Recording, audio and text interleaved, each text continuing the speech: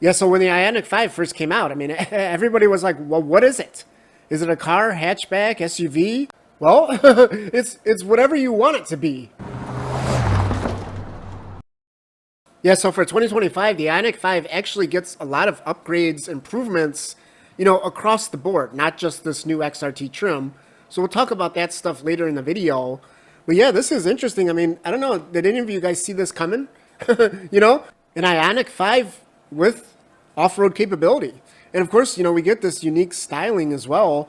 They're calling all of this black trim, they're calling this digital camo trim.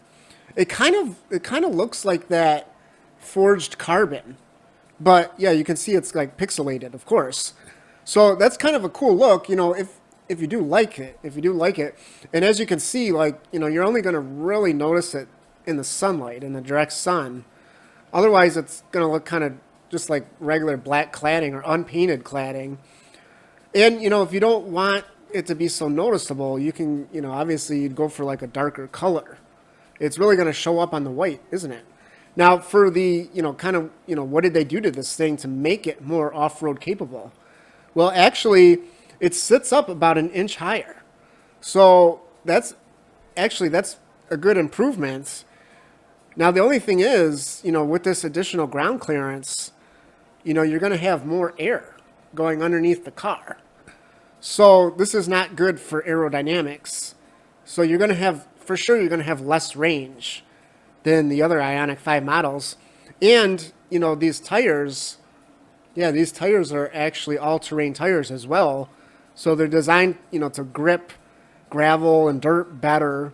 And that always adds rolling resistance, which is going to further reduce your range. So that's just one thing to note. But they do say, with this increased ground clearance, you also, of course, get increases in the departure and approach angles. So, you can get over stuff, rocks and whatever off-road. You can get over that stuff a lot better and not hit the bumper, not damage the car.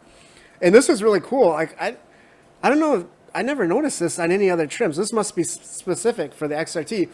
This huge rear spoiler looks awesome. In fact, this whole package looks awesome, doesn't it? It has this like futuristic, apocalyptic design to it. Especially with these black wheels. Yeah, I am just really loving this. It really does show the versatility of this design, doesn't it? As we talked about, you could have, on one end, you could have the Ioniq 5N, and then on the other end, you can have this. Now, on the inside, there's nothing too special for the XRT model. I mean, you can see there's like a logo embossed in the seat. And on the door panel, there's there's some nice little details there. But, you are going to get all the upgrades that the 2025 Ioniq 5s get in this thing. But actually, let's come back to the interior stuff here in a second. Let's talk about the exterior, the changes to the regular models here for 2025.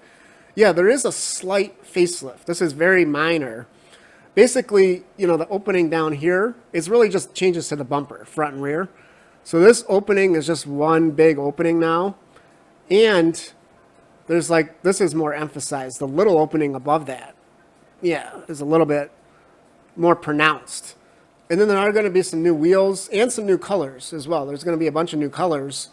And then on the rear, we do get a new bumper as well. But actually, I think I like the old model better for several reasons. Number one is they got rid of these lines. Which you say, well, maybe you didn't like those lines, but guess what?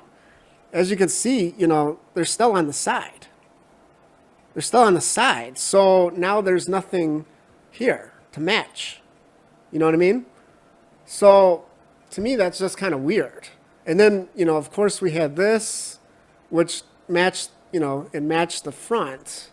So that is disappointing, considering it's like everything else is an improvement here, especially the stuff on the inside.